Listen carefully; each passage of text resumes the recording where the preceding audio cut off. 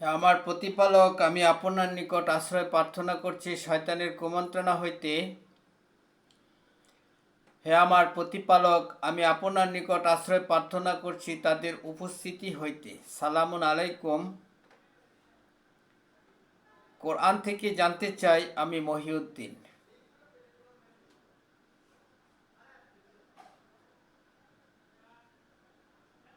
হাদিস কাকে বলে? হাদিস হচ্ছে রাসূলের বাণী।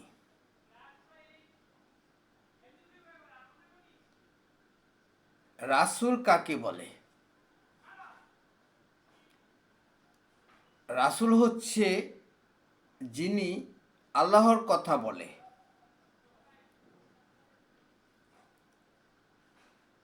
তো আল্লাহ কি বলেছেন?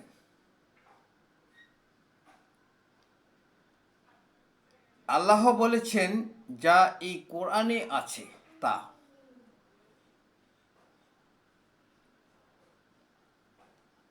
যদি কেউ মনে করে যে এই কোরআনে নাই এমন কথা রাসূল বলেছে, তাহলে সেটা রাসূল নয়। কারণ হচ্ছে কি, সূরা হাক্কার 44-45 নম্বর আয়াতে আল্লাহ রাব্বুল আলামিন বলছেন, সে যদি নিজে থেকে কোনো কথা রচনা করে আমার নামে চালিয়ে দিত, আমি তার ডান হাত চেপে ধরে কণ্ঠনালীটা কেটে ফেলতাম। তাহলে বুঝতেই পারছেন কোরআনে নাই এমন কথা রসুল বলেছে, সেটা কি রসুল হতে পারে? রসুল মানেই হচ্ছে আল্লাহ যা বলতে বলেছেন তাই বলবে, আর সেটাই হচ্ছে রসুল। আল্লাহ বলছেন, আমার রসুল নিজে থেকে কোনো কথা বললেন না, যা বলেছেন সেটা ওহী। সূরা নাজমের 3-4 নম্বর আয়াত। আল্লাহ রাব্বুল আলামিন আরো বলেছেন, তোমরা যা দেখো এবং যা দেখো না উভয়ের কসম, এটি সম্মানিত রাসূলের বাণী। সূরা হাক্কার 38-39-40 নম্বর আয়াত। রাসূলের অনুসরণ মানে আমার অনুসরণ। যারা রাসূলের আনুগত্য করলো তারা আমারই আনুগত্য করলো। রসুল মানেই হচ্ছে সে আল্লাহর কথা বলবে, আর সেটি হচ্ছে রসুলের বাণী। রসুল আল্লাহর কথার বাইরে বলবে, সেটা রসুল নয়। কোরআন ছাড়া যদি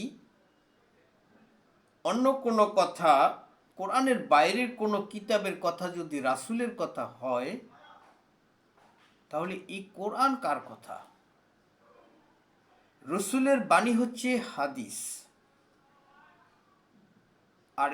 আর সেই হাদিস যদি হয় কোরআনের বাহিরে, তাহলে সেটা তো রাসূল নয়। তাহলে সে তো ওহীর বাইরে কথা বলেছে।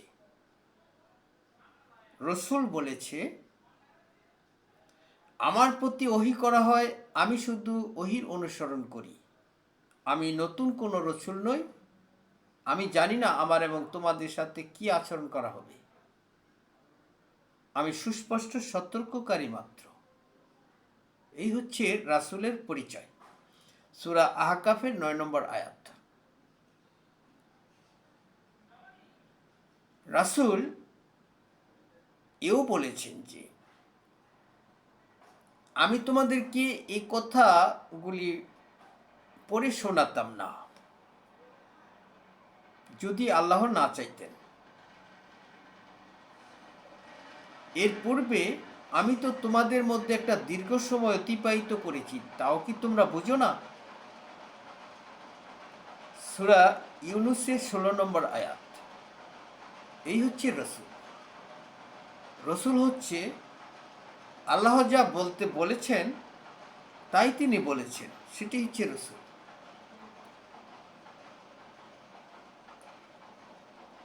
আল্লাহ যখন তাকে কোনো কিছু বলতে বলেন নাই আর সেগুলি তিনি সেটা বলেন নাই, সেটা রসুল নন। তিনি বলেছেন, আমি তো তোমাদের মধ্যে একটা দীর্ঘ সময় অতিবাহিত করেছি, তখন তো আমি তোমাদেরকে এই কথাগুলি বলি নাই, তাও কি তোমরা বুঝো না? সূরা ইউনূসের 16 নম্বর আয়াত। রসুল। আজকে রসুলের নামে যারা কোরআনের বাইরে কথাকে রাসূলের কথা হিসেবে চালিয়ে দিচ্ছেন, আবু বকরের নামে, ওমরের নামে, আয়েশা খাদিজার নামে, আলীর নামে, এরা নিজে থেকে বানিয়ে কথা বলছেন, যেহেতু এগুলি কোরআনে নাই, ওহী নয় এগুলি। এরা যদি রাসূলের পরিচয় দেয় তাহলে তাদের পরিচয় কে দিবে? আবু বকর, আলী, উসমান, হযরত ওমর, আয়েশা, খাদিজা এরা যদি রাসূলের পরিচয় দেয় তাহলে তাদের পরিচয় কে দিবে? তাদের পরিচয় তো কোরআনে নাই। এগুলি হচ্ছে মূলত আল্লাহ এবং ঈমানদারদেরকে ধোঁকা দেওয়া। সূরা বাকারার 9 নম্বর আয়াত। তিনি বলেছেন, তারা মূলত আল্লাহ এবং ঈমানদারদেরকে ধোঁকা দিতে চায়। তারা যে নিজেদেরকে ছাড়া অন্য কাউকে ধোঁকা দিতে পারে না, সে কথাটাও তারা বুঝতে পারে না। হাদিস সম্মানিত রাসূলের বাণী, এই কোরআন। রাসূলের বাণী ছাড়া হাদিস হয় না। রসুলের আর হাদিস কোরআন ছাড়া হয় না। ওহী কোরআন ছাড়া নয়। যারা বলে কোরআন ছাড়া রসুলের কাছে রাসূল যা বলেছে সেটা ওহী, এটা তো প্রতারণা ছাড়া আর কিছু নয়।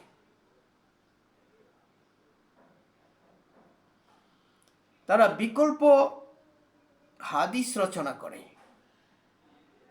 কোরআনের বিকল্প। আল্লাহ রাব্বুল আলামিন সূরা হিজরের 9 নম্বর আয়াতে বলেছেন যে, আমি এটি নাজিল করেছি, এর হেফাজতকারীও আমি। সেজন্যই তারা ওহীকে দুই ভাগে বিভক্ত করেছে। তারা পারে না ওহী কোরআনকে দুই ভাগে বিভক্ত করতে, কারণ আল্লাহ রাব্বুল আলামিন এটার হেফাজতকারী নিজে। সেজন্য তারা এটা পারে না ওহীকে দুই ভাগে বিভক্ত করতে। কিন্তু তারা হাদিস নাম দিয়ে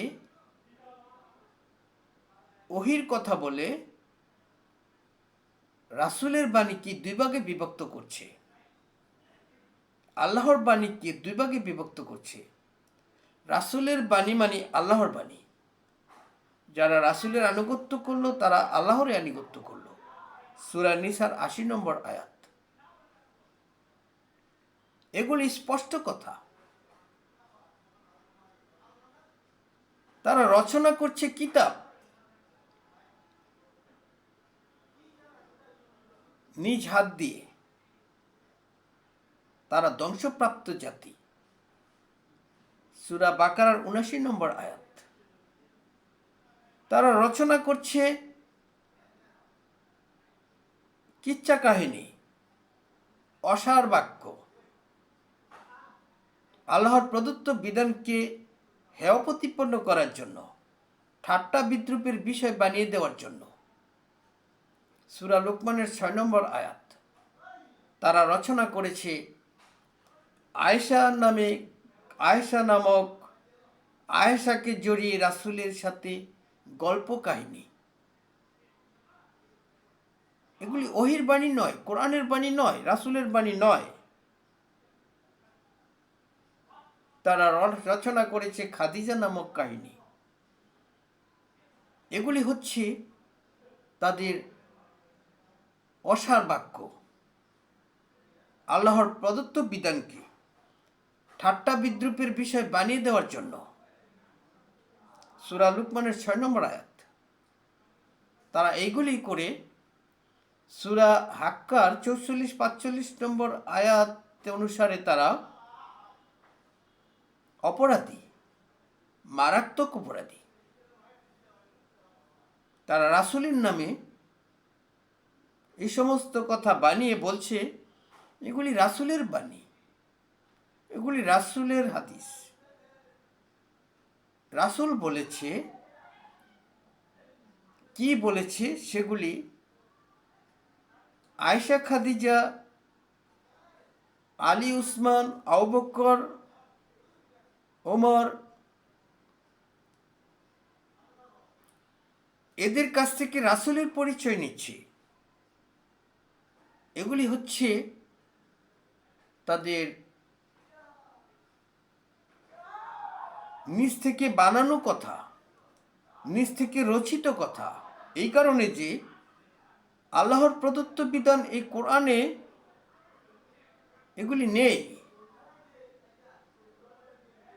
তারা দাবি করছে তারা মৌলবাদী,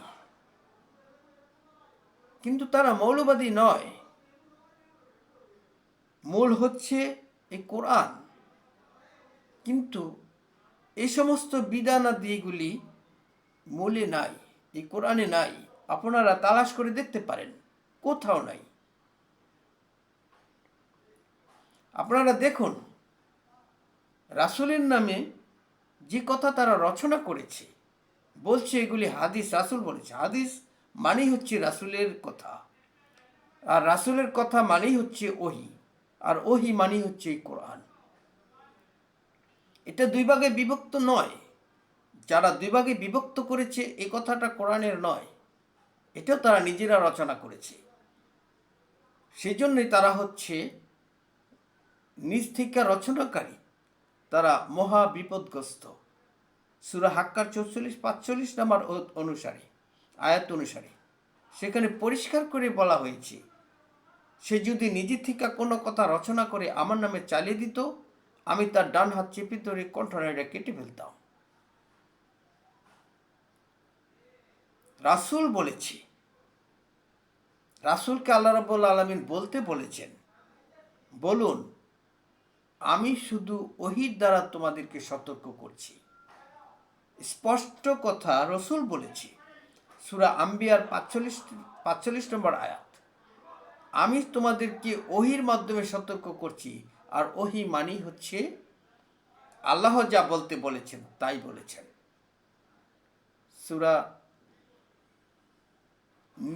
সূরা নাজমের 3-4 নম্বর আয়াত। রাসূল নিজে থেকে কোনো কথা বলেন নাই, যা বলেছেন সেটা ওহী, আর সেই ওহীটাই হচ্ছে সম্মানিত রাসূলের বাণী। সূরা হাক্কার 40 নম্বর আয়াত। এই কোরআন সম্মানিত রাসূলের বাণী। আল্লাহ রাব্বুল আলামিন কসম খেয়ে বলেছেন, তোমরা যা দেখো এবং যা দেখো না উভয়ের কসম, এটি সম্মানিত রাসূলের বাণী। এরপরেও যারা রাসূলের দোহাই দিয়ে ওহীকে দুই ভাগে বিভক্ত করেন, কিসের দলিলের ভিত্তিতে দুই ভাগে বিভক্ত করেন রাসূলের বাণীকে? এটি কি নিজ থেকে রচিত কথা নয়? যেহেতু আল্লাহর বিধানে নাই যে ওহী দুই প্রকার, তাহলে আপনারা কোথায় থেকে বলেন যে ওহী দুই প্রকার? সেটি তো নিজে থেকে রচিত কথা। সূরা হাক্কার 44-45 নম্বর আয়াত অনুসারে মহা ক্ষতিগ্রস্ত লোক আপনারা, মহা ধ্বংসপ্রাপ্ত লোক আপনারা, যারা এরকম কথা রচনা করে বলেন। আমি আমার আলোচনা আর দীর্ঘায়িত না করে এখানে শেষ করছি। আপনাদের উপর শান্তি বর্ষিত হোক।